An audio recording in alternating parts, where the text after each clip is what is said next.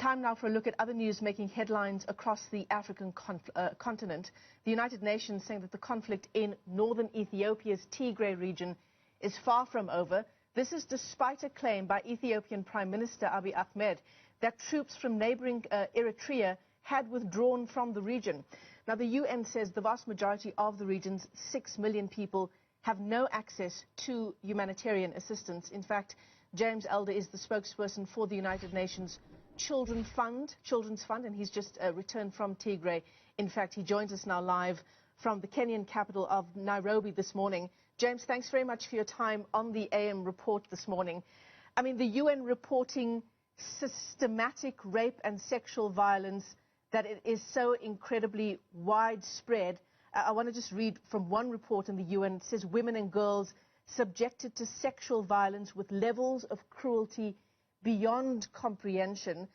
James, what did you find in your visit to Tigray? Yeah, hi there. That absolutely, unfortunately, Michelle, rings true to what I saw and what I heard and the testimonies that I was given. You know, conflict, as you mentioned there, has an amazing ability somehow. I might have just lost you. We still have you, James. Go ahead. Conflict has that ability to be remarkably cruel to women and girls, but particularly in situations like this where there's no real front line. And that means that women and girls are so frequently much more exposed to conflict than they would be. And you're absolutely right about that sexual violence. It beggars belief, but it is real. I had testimonies of women who were gang raped by multiple soldiers over multiple days, sometimes in front of their children. I spoke to a girl who was 14 who was raped by a soldier. She was 14 and she was sweet and gentle and very brave, Michelle, but she seemed like she was 11 or 12. Now, simply one centre that UNICEF supports, we've seen an average of 3 cases of sexual violence against women and girls reported each day this year, each day. And remembering that's the tip of the iceberg. It's very difficult. Culturally, there's elements of shame to get over. There's a security risk. It's a conflict. There's transport. There's costs.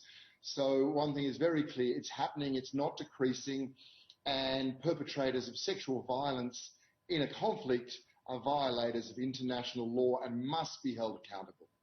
I want to talk more about perpetrators here, James, because what the hospitals that are still functioning in the region, what they tell us is that these rapes are perpetrated by Ethiopian soldiers and by Eritrean troops, which should have already pulled out by now. I mean, the Prime Minister in that region only last month, I think, actually acknowledging the presence of Eritrean troops there, but we know that they have yet to pull out.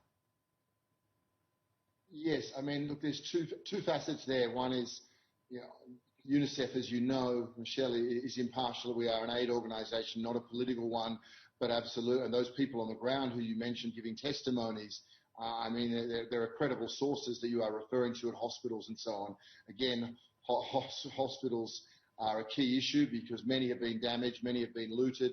Again, I saw really state-of-the-art facilities in Tigray, you know, very modern, built last year for emergency obstetrics, for malnutrition, accidents, and they had been looted and destroyed, and oxygen machines and beds and so on gone. What's very clear is that any perpetrators of these type of crimes, sexual violence or destruction of health centres, again, authorities need to make it very, very clear. And in fairness, the Prime Minister of Ethiopia, most senior UN officials, Ethiopian Human Rights Commission have all done so about sexual violence. The reality is on the ground, it is sadly, horrendously continuing. I mean, James, the situation in that region, specifically, as you say, for women and children there, is one of so many facets. It's the protection of women and children in the region. It's an education emergency. It's a nutrition emergency. What happens now, aside from calls from the UN, from the various players to do what now needs to be done? You know, where to from here? First and foremost, make sure that organisations like UNICEF have unfettered, safe access to reach people. You know, there's a lot of aid actors up there, NGOs, UN agencies, and I saw some pretty incredible, brave frontline work. UNICEF, my agency, is reaching more than 600,000 people with clean water. That's life-saving. We're doing the most severe types of malnutrition. Those women who are able to get to centres, there are cash supports, dignity kits, medical care, legal care. But, Michelle, we do need that complete unfettered access. One of the amazing things I saw are these mobile nutrition health teams that UNICEF sets up, and they go out into really hairy places, but they make sure they are reaching people, mums and children who critically need support but cannot get to those health centres. All those health centres that I mentioned have been destroyed. But those health teams, we've had 15, 16 cases in the last couple of weeks of them being threatened by armed forces, threatened guns to heads, leave this area and so on. So one, we need unfettered access to do our job.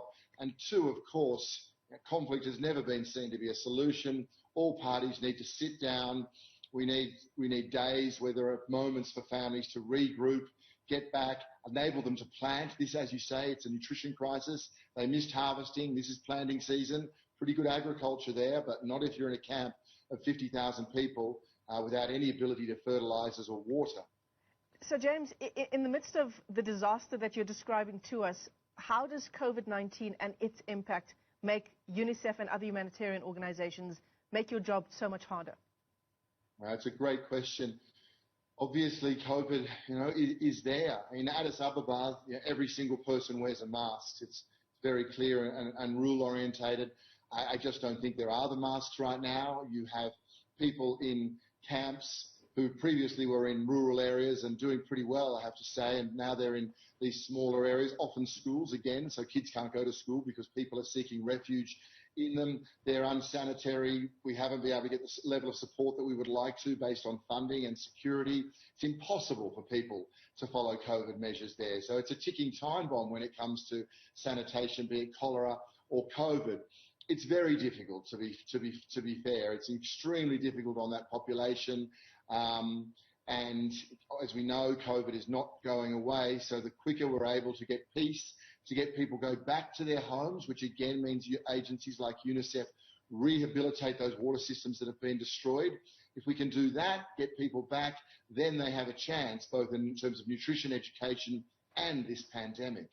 Such a disaster for children in that region, James. Over 1 million children out of school for more than a year now, over 13 months, we're told. To add to that, the numbers we're getting as at about a week ago, 3,000 unaccompanied and separated children also identified by UNICEF across that region. What happens now, and what is the job now of trying to get on with some kind of reunification process, if at all? Yeah, it is one of the things UNICEF does very well. We are pretty advanced on how we reunify children now. We've been able to obviously, embrace the digital age, and that can be really useful and can expedite things. Obviously, there's been telecommunication blackouts as well. There is no internet, for example. It makes it much more difficult. 3,000 children, again, is probably not a complete number. Numbers tend to be understated, Michelle. And again, each one, I've met some of these children, and they're brave and they're resourceful, and their communities help them because they've fled fighting, but they've been separated from mum and dad, loved ones. And there's a level of anxiety there in a child, which is completely understandable, but also pretty heartbreaking. So when we know these children, we'll get them into safe places, we'll get them nutrition, and we start that long process. But again, children are becoming separated day after day, so long as the fighting continues. Yeah.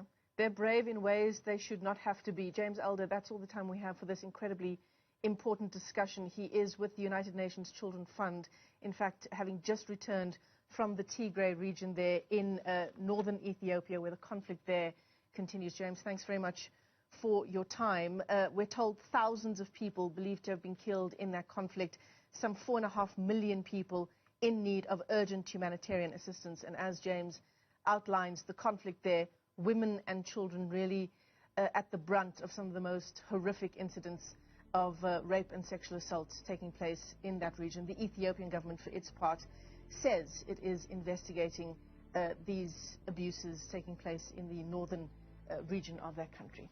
Still to